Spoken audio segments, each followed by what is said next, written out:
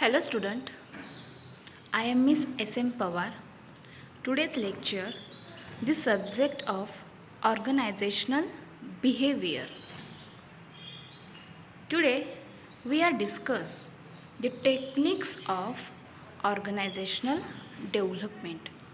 तर आपण organisational behaviour या सब्जेक्ट्सचा स्टडी करीत आहोत. त्यामध्ये आज आपण या लेक्चर्समध्ये ऑर्गनायझेशनल डेव्हलपमेंट ऑर्गनायझेशनल डेव्हलपमेंटचे काही टेक्निक्स आहेत त्यांचं स्टडी करणार आहोत. तर फर्स्टली प्रिव्हियस लेक्चर्समध्ये आपण या ऑर्गनायझेशनल डेव्हलपमेंटमधील काही टेक्निक्स त्यांचं स्टडी केलेलं आहे. त्यामध्ये आपण प्रिव्हियस लेक्चर्समध्ये survey feedback technique, team building technique, sensitivity training technique and managerial grid technique या 4 टेक्निकचा स्टडी प्रिव्हियस लेक्चर्समध्ये आपण ऑलरेडी केलेला आहे.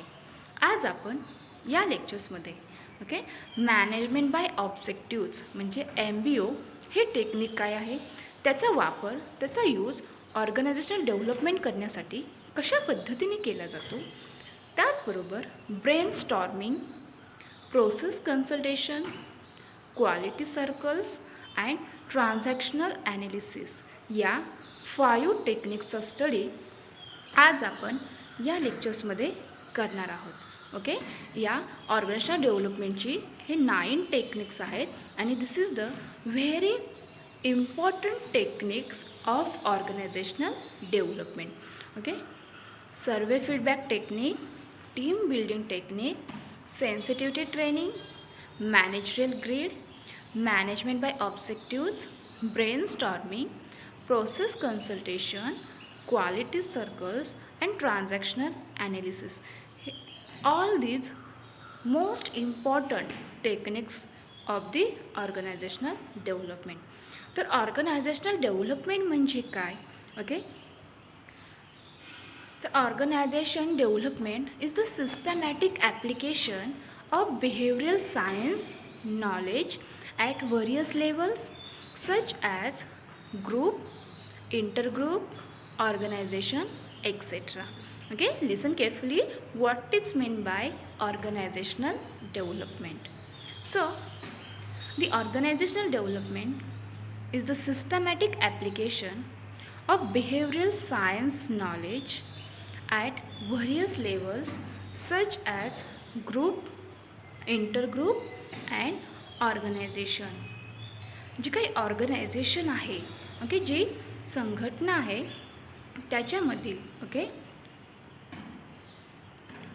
ऑर्गनायझेशन डेव्हलपमेंट करायची असेल तर त्यासाठी सिस्टमॅटिक ॲप्लिकेशन केली जाते. सिस्टमॅटिक ॲप्लिकेशन करून योग्य त्या रीतीने त्या ऑर्गनायझेशनमधील जे काही लेवल्स आहेत, फॉर एक्झाम्पल ग्रुप, इंटरग्रुप, त्या ऑर्गनायझेशनमधील त्या लेवल्सचा बिहेवियरल सायन्स नॉलेज या ॲप्लिकेशनद्वारे या सिस्टमॅटिक ॲप्लिकेशनद्वारे त्या ऑर्गनायझेशनची डेव्हलपमेंट केली जाते.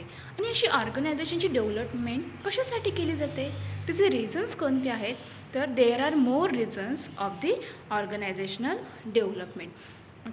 तर का केली जाते ऑर्गनायझेशनची डेव्हलपमेंट, तर त्या ऑर्गनायझेशनमधील जे काही एम्प्लॉईज आहेत, जे वर्कर्स आहेत, त्यांची इफिशियन्सी डिक्रीज झाली असेल तर अशी इफिशियन्सी इन्क्रीज करण्यासाठी अशी ऑर्गनायझेशनल डेव्हलपमेंट केली जाते.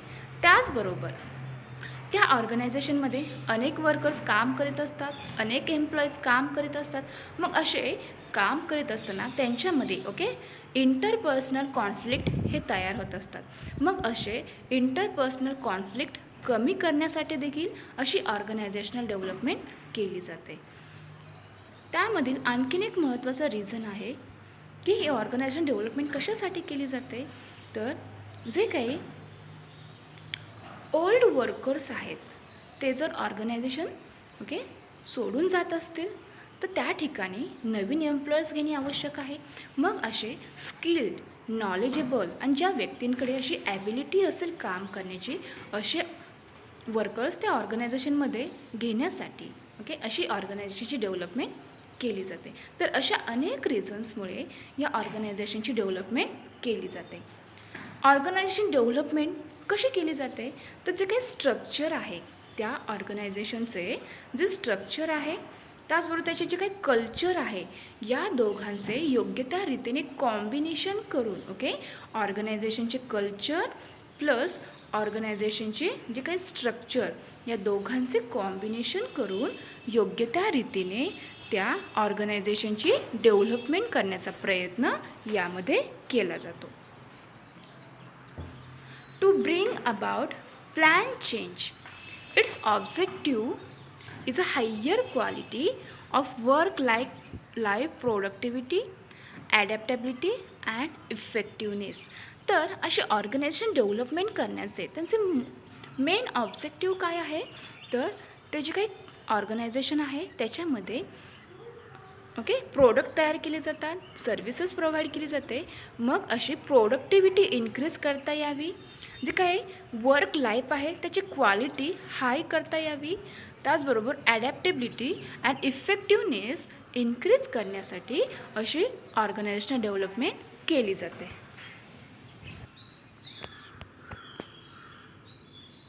It accomplishes this by changing attitudes, behaviors, values, strategies, procedures and structures so that the organization can adapt to competitive actions, technological advances and the fast pace of change within the environment. Different people have defined OD differently. तर अनेक authors आहेत या मॅनेजमेंटमध्ये, त्यांनी हे OD म्हणजे organisation development ते define करण्याचा प्रयत्न केला आहे. तर अकॉर्डिंग टू क्नोज ॲट एल यांच्या मते OD ऑर्गनायझेशन डेव्हलपमेंट काय आहे, तर OD is a systematic integrated and plan approach to improve the effectiveness of the enterprise. तर अकॉर्डिंग टू क्नोज ॲट एल त्यांच्या मते हे OD काय आहे, तर ऑर्गनायझेशन डेव्हलपमेंट हे एक सिस्टमॅटिक इंटिग्रेटेड आहे. याच्यामध्ये जी काही एंटरप्राइज आहे, जी ऑर्गनायझेशन आहे त्याच्यामध्ये इफेक्टिव्हनेस इम्प्रूव्ह करण्यासाठी अनेक दृष्टीने काय केली जातात, प्लॅन तयार केले जातात आणि त्याच्यामधून ते जे काही ऑर्गनायझेशन आहे त्याच्यामध्ये इफेक्टिव्हनेस इम्प्रूव्ह करण्याचा प्रयत्न केला जातो. And it is design to solve problems that adversely affect the operational efficiency at all levels. आणि याचे डिझाईन कशासाठी केली जाते, तर त्या ऑर्गनायझेशनमधील जे काही प्रॉब्लेम्स आहेत ते प्रॉब्लेम्स सॉल्व करता यावेत, कारण अशा प्रॉब्लेम्सचा त्या ऑर्गनायझेशनवरती ॲडव्हर्सली अफेक्ट हा होत असतो. मग असा अफेक्ट होऊ नये म्हणून जो काही प्रॉब्लेम आहे तो सॉल्व केला जातो आणि त्याच्यामधून त्या ऑर्गनायझेशनची ऑल लेवलवरती एफिशियन्सी कशी इन्क्रीज करता येईल याच्यावरती फोकस केला जातो. त्यानंतर Burke has define OD as a plan process of change in an organization's culture through the utilization of behavioural science, technology, research and theory. तर बुर्के यांनी देखील हे OD ऑर्गनायझेशन डेव्हलपमेंट हे डिफाईन करण्याचा प्रयत्न केला आहे. त्यांनी यामध्ये सांगितले आहे की OD काय आहे, तर it is a plan process of change in an organization. तर ऑर्गनायझेशनमध्ये चेंज करण्यासाठी याच्यामध्ये नियोजित असे बदल केले जातात. ती एक प्रक्रिया आहे. And through the utilization of behavioural science, technology, research and theory असे चेंजेस करताना जर असे चेंजेस करायचे असेल तर त्यासाठी behavioural science, technology, research and theory यांचा योग्य त्या रीतीने युटिलायझेशन करून त्यांचा योग्य त्या रीतीने वापर करून अशी ऑर्गनायझेशनची डेव्हलपमेंट केली जाते. तर अशा प्रकारे हे ऑर्गनायझेशन डेव्हलपमेंट ही कन्सेप्ट काय आहे ते तुम्ही समजून घेतली असेल. तर आपण आज या लेक्चर्समध्ये काय पाहत आहोत, तर ऑर्गनायझेशनल डेव्हलपमेंटची जी काही टेक्निक्स आहेत ऑर्गनायझेशन डेव्हलपमेंट करायची असेल तर त्यासाठी टेक्निक्सचा जी काही तंत्रे आहेत त्यांचा वापर केला जातो. तर यामध्ये this is the most important techniques of the organizational development. Previous लेक्चर्समध्ये आपण survey feedback techniques, team building technique, sensitivity training आणि मॅनेजरियल ग्रीड या टेक्निक्सचा स्टडी ऑलरेडी केलेला आहे. आजच्या लेक्चर्समध्ये आपण management by objectives management by objectives या टेक्निकचा स्टडी करीत आहोत. हे मॅनेजमेंट बाय ऑब्जेक्टिव्ह हे MBO टेक्निक काय आहे ते आज आपण या लेक्चर्समध्ये समजून घेणार आहोत. Now let's see the techniques of organizational development.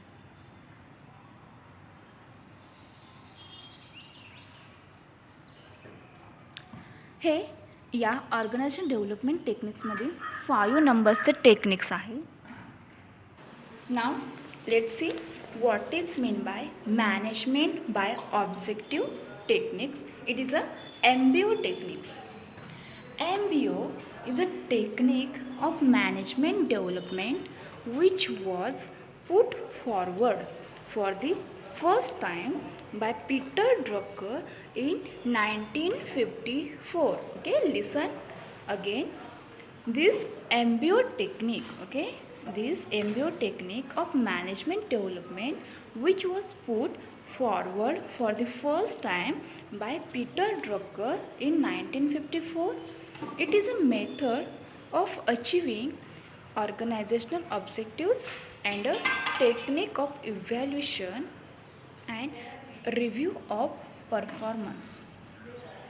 Under this method, objectives of the organization are fixed and responsibility to achieve them lie on the managers and results are expected from them. MBO is a technique of management development which was put forward for the first time by Peter Drucker in 1954. It is a method of achieving organizational objective and a technique of evaluation and review of performance. तर हे जे काही method आहे या MBO टेक्निकची जी काही method आहे त्याचा वापर कशासाठी केला जातो तर ऑर्गनायझेशनचे जे काही ऑब्जेक्टिव्ज आहेत ते अचीव करण्यासाठी या मेथडचा वापर केला जातो. आणि technique of evaluation and review of performance. त्याचबरोबर ते ऑर्गनायझेशन इव्हॅल्युशन आणि त्याचा जो काही परफॉर्मन्स आहे त्याचा रिव्ह्यू घेण्यासाठी देखील या टेक्निकचा वापर केला जातो. Under this method objectives of the organization are fixed.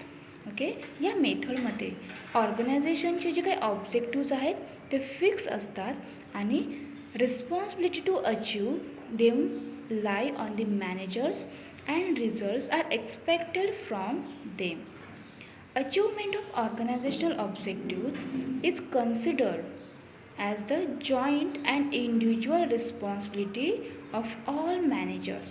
ऑर्गनायझेशनचे जे काही ऑब्जेक्टिव्ज आहेत ते जर अचीव करायचे असेल तर त्या ऑर्गनायझेशनमध्ये जे काही मॅनेजर्स आहेत त्यांची ही रिस्पॉन्सिबिलिटी असते, त्यांची जबाबदारी असते की त्यांनी असे ऑर्गनायझेशनचे जे काही ऑब्जेक्टिव्ज आहेत ते अचीव करण्यासाठी अनेक प्रयत्न केले पाहिजे.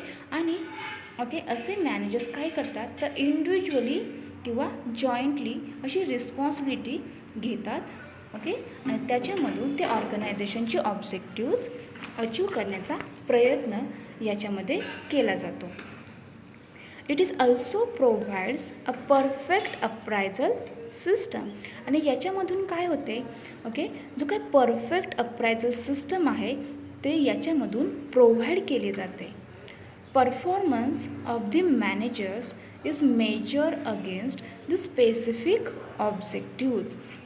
आणि जो मॅनेजर्स आहेत त्यांचे परफॉर्मन्स कोणत्या पद्धतीने मेजर केले जातात, मोजमाप केले जाते तर जे काही ऑब्जेक्टिव्ज आहेत, जे काही स्पेसिफिक ऑब्जेक्टिव्ज आहेत ते त्यांनी अचीव करण्यासाठी प्रयत्न कशा पद्धतीने केला आहे याच्यामधून त्यांचं परफॉर्मन्स काय आहे त्याचे मेजरमेंट याच्यामध्ये केले जाते. आणि it is result oriented technique. आणि एक टेक्निक कशा पद्धतीचे आहे तर एक रिझल्ट ओरिएंटेड टेक्निक आहे. George Odiorne observe that MBO is a systematic where in superior and subordinate managers of an organization jointly identify its common aim, define each individual's major areas of responsibility in terms of the results expected of him and use these measures as guides for operating the unit, assessing the contribution benefits of its members. तर या MBO म्हणजे management by objective या टेक्निक्समध्ये काय केली जाते तर George ऑड्रिने यांनी या टेक्निक्स जे काही MBO टेक्निक्स आहे त्यांनी त्याच्यामध्ये ऑब्झर्व केले आहे, ओके, ऑब्झर्वेशन केले आहे. तर त्यांनी याच्यामधून असे फाइंड आउट केले आहे की a system wear in superior and subordinate managers of an organization jointly identify its common aims, define each individual's major areas of responsibility in terms of the result expected of him. याच्यामध्ये काय केले जाते, जो काय manager आहे, okay, तो त्याचबरोबर त्यांचे सुपेरियर अँड सबऑर्डिनेट मॅनेजर्स एकत्र येऊन याच्यामध्ये काय करतात, ऑर्गनायझेशनची जॉईंटली जे काही कॉमन एम्स आहेत ते आयडेंटिफाय करतात आणि त्याच्यामधून, ओके, त्यांची जी काही रिस्पॉन्सिबिलिटी आहे त्याच्या आधारे ती जी ऑर्गनायझेशन आहे ती डेव्हलपमेंट करण्याचा प्रयत्न यामधून केला जातो. According to D.D. White and D.A. Bednar, okay, D.D. White and D.A. Bednar यांच्यामध्ये MBO मॅनेजमेंट बाय ऑब्जेक्टिव्ह ही कन्सेप्ट काय आहे तर MBO is a technique design to, तर या MBOचं टेक्निक, ओके, हे मॅनेजमेंट बाय ऑब्जेक्टिव्ह जे काही टेक्निक आहे त्याचं डिझाईन कशासाठी केले आहे तर increase the precious of the planning process at the organisational level. Okay, या MBO जे काही टेक्निक आहे त्याचं डिझाईन हे कशासाठी केले आहे तर जी काही ऑर्गनायझेशन आहे त्या ऑर्गनायझेशनमधील, ओके, ज्या लेवल आहेत त्यांचे योग्य त्या प्रकारे प्लॅनिंग करून, ओके, ती प्लॅनिंग करून योग्य त्या रीतीने त्या ऑर्गनायझेशनची लेवल काय करणे, इन्क्रीज करण्यासाठी याच्यामध्ये प्रयत्न केले जातात. Reduce the gap between employee and organisational goals. त्याचबरोबर त्या ऑर्गनायझेशनमध्ये जे एम्प्लॉई आहेत,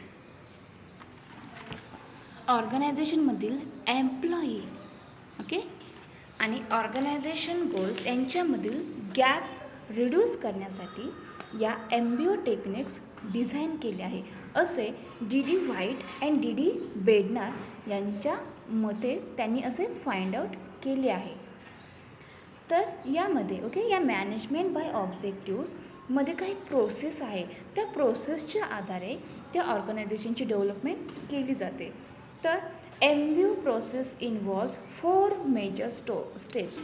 तर या MBO प्रोसेसमध्ये, ओके, 4 स्टेप्स आहेत. तर त्या कोणत्या स्टेप्स आहेत तर first steps are goal setting by top management, second step are individual goals, third is freedom for selection of means and last steps are making appraisal. तर या 4 स्टेप्सचा वापर करून योग्य त्या रीतीने त्या ऑर्गनायझेशनची डेव्हलपमेंट करण्याचा प्रयत्न यामध्ये केला जातो. नाव let's see the first steps of the MBO process. The first steps are goal setting by top management. Now let's see what is meant by this process, how to develop the organization. For effective planning, the organizational goals are set by the top management. Okay, in this process, for effective planning, the organizational goals are set by the top management. These goals provide an outline or base for different departments to set their goals after making certain modifications etc. if at all necessary. तर या MBOच्या प्रोसेसमध्ये जी step first आहे याच्यामध्ये काय केली जाते तर ऑर्गनायझेशनमधील जे काही टॉप मॅनेजमेंट आहे त्या ऑर्गनायझेशनचे काही गोल्स आहेत त्यांचं इफेक्टिवली प्लॅनिंग केली जाते and these goals provide an outline or base for different departments to set their goals after making certain modification etc. आणि ऑर्गनायझेशनमध्ये जे काही डिपार्टमेंट्स आहेत त्या डिफरंट डिपार्टमेंटमध्ये, ओके, त्यांचे पण काहीतरी गोल्स त्यांनी सेट करावेत यासाठी, ओके, असे गोल्स यांच्यामध्ये प्रोव्हाइड केली जातात, त्यांची जी काही आउटलाईन आहे त्याचा जो बेस आहे ओके तो या डिफरंट डिपार्ट्सकडे प्रोव्हाइड केला जातो आणि त्याच्या आधारे ओके त्याच्यामध्ये योग्य त्या रीतीने मॉडिफिकेशन करून योग्य त्या रीतीने त्या ऑर्गनायझेशनची डेव्हलपमेंट केली जाते. त्यानंतर या MBO प्रोसेसमधील सेकंड स्टेप आहे इंडिव्हिज्युअल गोल्स, वैयक्तिक गोल्स. तर याच्यामध्ये काय केले जाते तर organisational goals cannot be fulfil bye a single individual but all the members. Okay, organisational goals fulfil करायचे असेल तर ते सिंगल किंवा इंडिव्हिज्युअल लेवलवरती फुलफिल करता येत नाहीत. Cooperative and active participation is necessary. त्यामुळे त्या ऑर्गनायझेशनमध्ये जे काही मेंबर्स आहेत त्यांनी कोऑपरेटिव्ह करून आणि ॲक्टिव्ह पार्टिसिपेशन त्या ऑर्गनायझेशनमध्ये त्यांचे जे काही गोल्स आहेत ते अचीव करण्यासाठी त्यांनी केले पाहिजे. It is therefore partner to assign a target to every individual and he must attain it. त्यामुळे ओके ऑर्गनायझेशन डेव्हलपमेंट करायची असेल तर त्याचे जे काही कॉमन गोल्स आहेत ते अचीव करण्यासाठी त्या ऑर्गनायझेशनमधील जे ऑल मेंबर्स आहेत त्यांनी त्यामध्ये कोऑपरेटिव्ह करून ओके ॲक्टिव्ह पार्टिसिपेशन याच्यामध्ये केले पाहिजे. त्यानंतर MBO प्रोसेसमधील थर्ड स्टेप आहे freedom for selection of means. Now let's C what is mean by the freedom for selection of means. A considerable amount of freedom or autonomy is given for the accomplishment of goals to the managers and subordinates. तर या स्टेपमध्ये काय केले जाते ही MBO प्रोसेसमधील third नंबरची step आहे ती आहे freedom for selection of means. याच्यामध्ये ओके जे काही ऑर्गनायझेशन गोल्स आहेत ते कंप्लीट करण्यासाठी ओके जे काही मॅनेजर्स आहेत ते सबऑर्डिनेट्स काय करतात प्रयत्न करतात. त्यानंतरची MBO प्रोसेसमधील 4 नंबरची स्टेप आहे making appraisal. The performance is to be review and appraised in relation to the goals. त्या ऑर्गनायझेशनचे जे काही गोल्स आहेत त्याच्याशी या परफॉर्मन्सचा काय असतो एक रिलेशन असतो.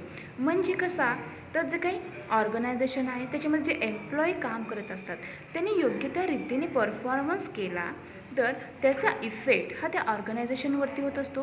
त्याच्यामुळे त्यांची इफेक्टिव्हनेस वाढवण्यासाठी याचा प्रयत्न ओके याची मदत होत असते. This will help the subordinates and employees to make the corrections if any make further improvements. तर या मेकिंग अप्रायझल या स्टेपमध्ये काय केले जाते तर जे काही ऑर्गनायझेशनमध्ये जे काही गोल्स आहेत ते कंप्लीट करण्यासाठी त्या ऑर्गनायझेशनमध्ये जे काही एम्प्लॉई आहेत त्यांचा परफॉर्मन्स योग्य हवा आहे. त्यांचे रिलेशन त्या गोल्सबरोबर असतात. त्यामुळे त्यांनी इफिशियन्सी इन्क्रीज करण्यासाठी त्या ऑर्गनायझेशनची त्या एम्प्लॉईने याच्यासाठी मदत केली पाहिजे. त्यांनी त्यांचा परफॉर्मन्स लेवल इन्क्रीज केला पाहिजे. This will help the subordinates and employees to make corrections if any make further improvements. आणि याची हेल्प कशासाठी होते तर जी काही ऑर्गनायझेशन आहे त्याच्यामध्ये जी इम्प्रूव्हमेंट करायची आहे अशी इम्प्रूव्हमेंट करण्यासाठी त्या सबऑर्डिनेट्सला आणि एम्प्लॉयला याची मदत होत असते. तर अशा प्रकारे या MBO प्रोसेसमध्ये या 4 मेजर स्टेप्स आहेत त्यांच्या आधारे त्या ऑर्गनायझेशनची डेव्हलपमेंट करण्याचा प्रयत्न केला जातो. तर या मॅनेजमेंट बाय ऑब्जेक्टिव्ह या टेक्निक्सचा देखील ओके ऑर्गनायझेशन डेव्हलपमेंट करण्यासाठी मदत घेतली जाते. याच्या आधारे त्या ऑर्गनायझेशनची डेव्हलपमेंट करण्याचा प्रयत्न केला जातो. त्यानंतर यामधील ओके नेक्स्ट टेक्निक आहे ब्रेन स्टॉर्मिंग. ओके हे देखील या ऑर्गनायझेशन डेव्हलपमेंटमधील अत्यंत महत्त्वाचे असे एक टेक्निक आहे. Now let's see what is mean by brainstorming. So it is a technique where a group of 5 to 8 managers okay या ब्रेन स्टॉर्मिंग जे काही टेक्निक आहे त्याच्यामध्ये 5 to 8 मॅनेजर्सचा काय असतो एक ग्रुप असतो आणि they come together and find a solution to a problem. Okay असे मॅनेजर्स 5 to 8 मेंबर्सचा एक ग्रुप क्रिएट करतात आणि त्याच्यामधून त्या ऑर्गनायझेशनमध्ये जो काही प्रॉब्लेम आहे त्या प्रॉब्लेम्स फाइंड आउट करून त्याच्यावरती योग्य त्या रीतीने सॉल्युशन काढण्यासाठी या ब्रेन स्टॉर्मिंग टेक्निकचा वापर केला जातो. As the name suggested, it involve storming of the brain to develop creativity in thinking. तर या ब्रेन स्टॉर्मिंग या टेक्निकचे जे काही टायटल आहे त्याचं जे काही नेम आहे ते सजेस्ट कशासाठी केले आहे तर याच्यामध्ये storming of the brain to develop creativity in thinking. जे विचार करण्याची जी थिंकिंग ॲबिलिटी आहे त्याच्यामध्ये क्रिएटिव्हिटी करण्यासाठी, ती क्रिएटिव्हिटी डेव्हलप करण्यासाठी त्या ब्रेनची थिंकिंग करण्याची जी काही ॲबिलिटी आहे ती क्रिएटिव्हिटी डेव्हलप करण्यासाठी या ब्रेन स्टॉर्मिंगचे जे काही नेम आहे ते सजेस्ट केले गेले आहे. And it gives rise to new ideas. आणि यामधून जो काही प्रॉब्लेम आहे ते सॉल्युशन करण्यासाठी न्यू आयडियाज काय केले जातात त्याच्यामधून फाइंड आउट केले जातात. त्या मेंबर्सला त्या आयडिया दिल्या जातात. The principles involves in it is that any idea through or plan put forward in a meeting must be critically evaluated. The participants are asked to come forward with novel ideas generated in their mind. It works on a premise that everyone has a creative mind and capability to generate new ideas. आणि यामध्ये जे 5 to 8 मॅनेजर्सचा जो group create केला जातो त्यामध्ये असं group create केल्यानंतर जे मॅनेजर्स आहेत ते काय काम करतात तर त्या ऑर्गनायझेशनमध्ये जो काही प्रॉब्लेम आहे त्याच्यावरती योग्यत्यारित्या सॉल्युशन काढण्याचा प्रयत्न केला जातो. त्या मॅनेजर्सच्या जे काही त्यांचे आयडियाज आहेत त्या एकमेकांना त्या काय करतात प्रोव्हाइड करतात आणि त्याच्यामधून त्या प्रॉब्लेमवरती योग्य तो सॉल्युशन काढण्याचा प्रयत्न याच्यामध्ये केला जातो. Participants are closely observe at the discussion and no expert is provide to conduct the meeting. आणि अशी मीटिंग याच्यामध्ये घेतली जाते. त्याच्यामध्ये जे पार्टिसिपंट्स असतात त्या ग्रुपमध्ये जे पार्टिसिपंट्स असतात, जे मेंबर्स असतात ते काय करतात तर जे काही डिस्कशन केली जाते, जो काही प्रॉब्लेम आहे त्याच्यावर ते डिस्कशन केले जाते तर त्याच्यामध्ये ते क्लोजली ऑब्झर्व करतात की कशा प्रकारे तो प्रॉब्लेम सॉल्व केला जातो. आणि त्याचबरोबर त्या मीटिंगमध्ये ते डिस्कशन करताना त्याच्यामध्ये ते इन्व्हॉल्व देखील होतात. The participants sit across the table for close communication.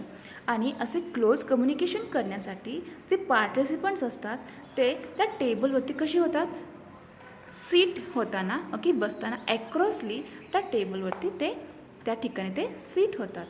The brainstorming technique can generate an atmosphere where people can express freely.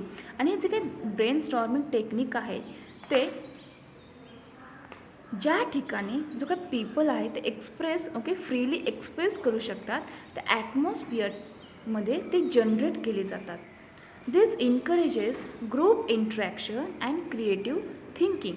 या ब्रेन स्टॉर्मिंग टेक्निकचा ऑब्जेक्टिव्ह काय आहे तर जे काही पीपल आहेत त्यांनी इन्करेज व्हावे, त्यांनी प्रोत्साहित व्हावे आणि त्यांची जी काही क्रिएटिव्ह थिंकिंग आहे आणि ग्रुप इंटरॅक्शन आहे ते इन्करेज करण्यासाठी या ब्रेन स्टॉर्मिंगचा काय असतो मेन ऑब्जेक्टिव्ह आहे. जे काही पीपल आहे त्यांनी त्यांची थिंकिंग ॲबिलिटी ही क्रिएटिव्ह ॲबिलिटी काय करावी इन्करेज करावी आणि ग्रुप इंटरॅक्शनमध्ये त्यांनी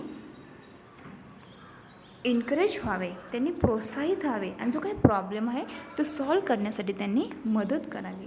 the only limitation this method has is that it is time consuming and hence expensive. आणि हे जे काही ब्रेन स्टॉर्मिंग टेक्निक आहे त्याचं एक लिमिटेशन आहे, त्याची एक मर्यादा आहे की याच्यामध्ये जेव्हा तो प्रॉब्लेमचं सॉल्युशन काढलं जातो त्यासाठी वेळ हा खूप लागतो. त्यामुळे हे काय आहे टाईम कन्झ्युमिंग टेक्निक आहे आणि it is a expensive technique. तर अशा प्रकारे या ब्रेन स्टॉर्मिंग टेक्निक्सचा देखील वापर कशासाठी केला जातो तर ऑर्गनायझेशनची डेव्हलपमेंट करायची असेल तर त्याच्यासाठी याचा वापर केला जातो. यामध्ये एक ग्रुप क्रिएट केला जातो. असा ग्रुप 5 to 8 मॅनेजर्सचा असतो. त्याच्यामध्ये ऑर्गनायझेशनमधील जे काही प्रॉब्लेम आहेत ते एकत्र येऊन सॉल्व करण्याचा प्रयत्न करतात.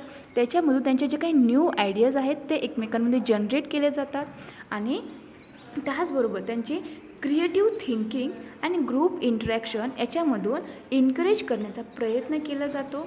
आणि असे क्लोज कम्युनिकेशन करण्यासाठी हे सर्व पार्टिसिपंट्स त्या टेबलच्या ॲक्रॉसली काय होतात, सीट होत असतात आणि योग्य त्या रीते त्याच्यामध्ये डिस्कशन करण्याचे काम याच्यामध्ये केले जाते. आणि त्याचबरोबर या ब्रेन स्टॉर्मिंग टेक्निकचं एक लिमिटेशन आहे की हे असे डिस्कशन करण्यासाठी त्या टेक्निक्सच्याद्वारे असे डिस्कशन करण्यासाठी जो काही वेळ आहे, जो काही टाईम आहे तो मोस्टली मोठ्या प्रमाणावर कंझ्युम केला जातो. म्हणजे it is a time consuming method and it is a expensive method.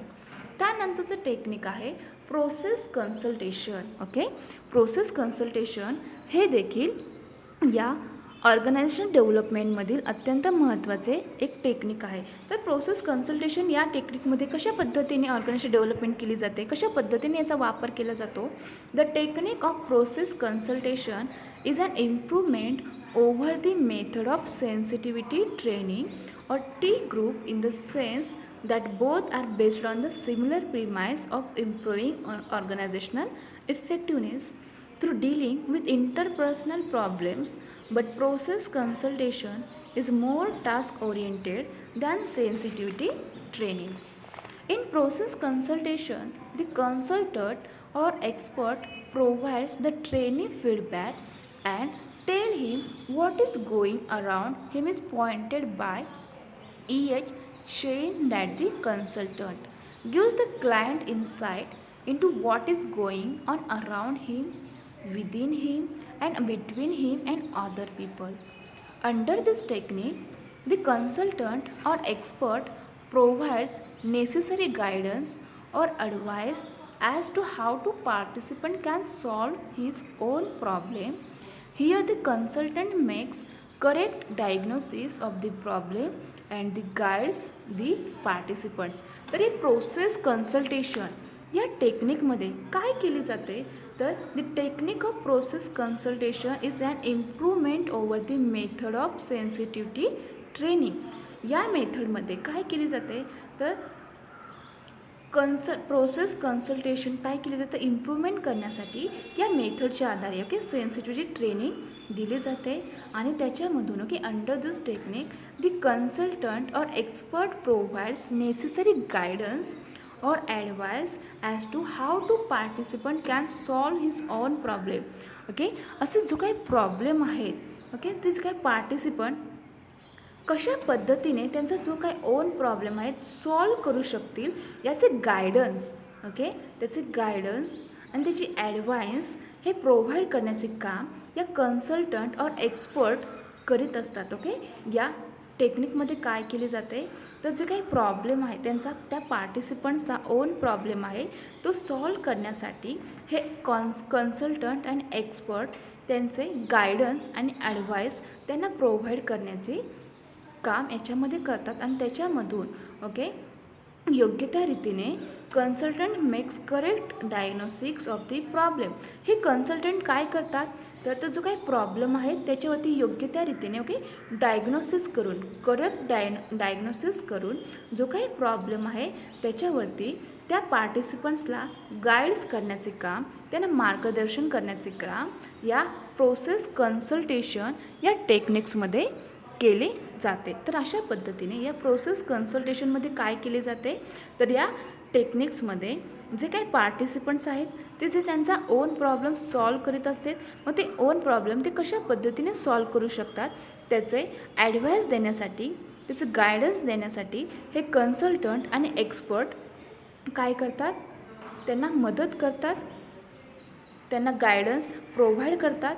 आणि जे कन्सल्टंट आहेत ते योग्य त्या रीतीने करेक्ट डायग्नोसिस करून त्या पार्टिसिपंट्सला तो प्रॉब्लेम कशा पद्धतीने ते सॉल्व करू शकतात याचे गाईड करण्याचे काम, त्याचे मार्गदर्शन करण्याचे काम या प्रॉब्लेम कन्सल्टेशन या टेक्निक्सच्या आधारे केले जाते. आणि त्याच्यामधून त्या ऑर्गनायझेशन डेव्हलपमेंट करताना जो काही प्रॉब्लेम आहे तो सॉल्व केला जातो आणि त्यामधून त्या ऑर्गनायझेशनचा विकास केला जातो. त्यानंतर यामधील आणखीन एक महत्त्वाचा टेक्निक आहे क्वालिटी सर्कल. हा क्वालिटी सर्कल टेक्निक हा देखील या ऑर्गनायझेशन डेव्हलपमेंट टेक्निक्समधील आणखीन एक महत्त्वाचा टेक्निक आहे. तर under this system a group of 5 to 12 come together at their own free will during working hours once in a week and discuss out the problems and suggest solution to the management for implementation. तर या quality circles या टेक्निक्समध्ये काय केले जाते, तर जे employees आहेत त्या ऑर्गनायझेशनमध्ये जे एम्प्लॉईज आहेत ते आठवड्यातून एकदा एकत्र येतात. त्यांचा 5 ते 12 व्यक्तींचा एक ग्रुप असतो. असे ग्रुप आठवड्यातून एकदा एकत्र येतात आणि त्याच्यामध्ये जो काही प्रॉब्लेम्स असेल त्याच्यावरती डिस्कस करून ते मॅनेजमेंट इम्प्लिमेंटेशन करण्यासाठी योग्य ते सजेशन किंवा सॉल्युशन सजेस्ट करण्याचा प्रयत्न करीत असतात. And the supervisors remain present during the meeting. आणि ज्यावेळेस या सर्वांची मीटिंग असते त्यावेळेस सुपरवायझर त्या ठिकाणी त्यावेळेस प्रेझेंट राहतो. And quality circles have their origin in Japan in 1916 which improved the quality, reduced cost and heightened the morale of the workers. आणि हे क्वालिटी सर्कल्स हे जपानमध्ये 1916मध्येच काय झाले आहे, ओरिजिन झाले, त्या ठिकाणी त्याची सुरुवात झाली. याच्यामधून काय केले जाते तर जे काही वर्कर्स आहेत त्या वर्कर्सचे मोरल हाय करण्यासाठी, त्याचबरोबर जी काही कॉस्ट आहे ते रिड्यूस करण्यासाठी आणि क्वालिटी इम्प्रूव्ह करण्यासाठी या टेक्निकची क्वालिटी सर्कल्स टेक्निकची यूज या ठिकाणी केला जातो. The success was due to workers participation. आणि याचे सक्सेस, याचे यश कशावरती डिपेंड आहे तर जे काही वर्कर्स आहेत ते जेव्हा जो काही प्रॉब्लेम आहे ते सॉल्युशन करण्यासाठी जेव्हा ते एकत्र येतात तेव्हा त्याच्यामध्ये सर्वांनी पार्टिसिपेशन केले तरच त्याचे सक्सेस होऊ शकते. आणि टोटल क्वालिटी मॅनेजमेंट और TQM is a recent development. The concept was adopted by the USA in 1980. तर USAमध्ये हे क्वालिटी सर्कल्स जे काही TQM आहे ही कन्सेप्ट आहे ती USमध्ये 1980मध्ये अडॉप्ट करण्यात आली. त्याच्यामधून टोटल क्वालिटी मॅनेजमेंट हे रिसेंटली डेव्हलप करण्यात आले आणि त्याच्यामधून या ऑर्गनायझेशनची डेव्हलपमेंट केली जाते. अशा प्रकारे क्वालिटी सर्कल या टेक्निकचा वापर ऑर्गनायझेशनची डेव्हलपमेंट करण्यासाठी केली जाते. याच्यामध्ये आठवड्यातून एकदा हे सर्व पार्टिसिपंट्स हे वर्कर्स त्यांचा जो काही ग्रुप आहे 5 ते 12 व्यक्तींचा तो ग्रुप एकत्र येतो आणि जो काही प्रॉब्लेम्स आहे त्याच्यावरती सॉल्युशन काढण्यासाठी डिस्कशन केले जाते आणि त्याच्यामधून जे काही मॅनेजमेंट आहे त्याच्यामध्ये इम्प्लिमेंटेशन करण्यासाठी याची मदत होत असते आणि त्यामधून त्या ऑर्गनायझेशनची डेव्हलपमेंट करण्याचा प्रयत्न केला जातो. त्यानंतर लास्ट टेक्निक आहे ट्रान्झॅक्शनल ॲनालिसिस. या ऑर्गनायझेशन डेव्हलपमेंटची आपण काही टेक्निक्स पाहत आहोत. तर त्यामधील लास्ट टेक्निक आहे ट्रान्झॅक्शनल ॲनालिसिस. तर त्या ट्रान्झॅक्शनल ॲनालिसिसमध्ये काय केले जाते तर transactional analysis helps people to understand each other better. तर हे ट्रान्झॅक्शनल ॲनालिसिस याची हेल्प कशासाठी होते तर त्या ऑर्गनायझेशनमध्ये जे पीपल्स आहेत त्या पीपल्स ईच अदर एकमेकांमध्ये अंडरस्टँड करण्यासाठी, समजून घेण्यासाठी या ट्रान्झॅक्शनल ॲनालिसिस टेक्निक्सची हेल्प होत असते. It is a useful tool for organisational development. आणि हे ट्रान्झॅक्शनल ॲनालिसिस जे काही टेक्निक आहे, जे काही टूल आहे त्याची हेल्प ही ऑर्गनायझेशनची डेव्हलपमेंट करण्यासाठी याचा वापर केला जातो. But it has diverse application in training, counseling, interpersonal communication and making analysis of group dynamics. Nowadays it is widely used as OD technique. आणि या सध्याच्या दिवसांमध्ये हे जे काही OD टेक्निक आहे याचा वापर जास्त मोठ्या प्रमाणात केला जातो. It helps in developing more adult ego status among people of the organization. ऑर्गनायझेशनमधील जे पीपल्स आहेत त्यांच्यामधील जो काय इगो आहे, ओके, तो इगो डेव्हलप करण्यासाठी, ओके, असा इगो त्याच्यामधून काढून टाकण्यासाठी या हेल्प ट्रान्झॅक्शनल ॲनालिसिस टेक्निक्सची हेल्प या ठिकाणी होत असते. आणि it is also use in process consultation and team building. आणि याचा वापर, ओके, ट्रान्झॅक्शनल ॲनालिसिस टेक्निक्सचा वापर कुठे केला जातो तर process consultation and team building या ठिकाणी याचा वापर केला जातो. तर अशा प्रकारे या ऑर्गनायझेशन डेव्हलपमेंटची टेक्निक्स यांचा स्टडी आपण या लेक्चर्समध्ये केला आहे. तर ते टेक्निक्स कोणकोणते होते तर याच्यामध्ये, ओके, या ऑर्गनायझेशन डेव्हलपमेंटचे अनेक टेक्निक्स आहेत. त्यामध्ये हे सर्वच टेक्निक्स अत्यंत इम्पॉर्टंट आहे. यामध्ये survey feedback, team building, sensitivity training, managerial grid, MBO technique, त्याचबरोबर brainstorming, process consultation, quality circle and transactional analysis या ऑल टेक्निक्सचा वापर करून ती ऑर्गनायझेशन डेव्हलपमेंट करण्यासाठी याचा वापर केला जातो आणि त्यामधून त्या ऑर्गनायझेशनचा डेव्हलपमेंट करण्याचा प्रयत्न केला जातो. अशा प्रकारे आपण ऑर्गनायझेशनल डेव्हलपमेंट हे कन्सेप्ट काय आहे, त्याचे प्रॉपर मीनिंग, त्याची डेफिनेशन्स, त्याची कॅरेक्टरिस्टिक्स आणि त्याची टेक्निक्स कोणकोणते आहेत यांचा स्टडी, यांचा ओव्हरऑल स्टडी आपण या लेक्चर्सच्या माध्यमातून केलेला आहे. Okay, thank you.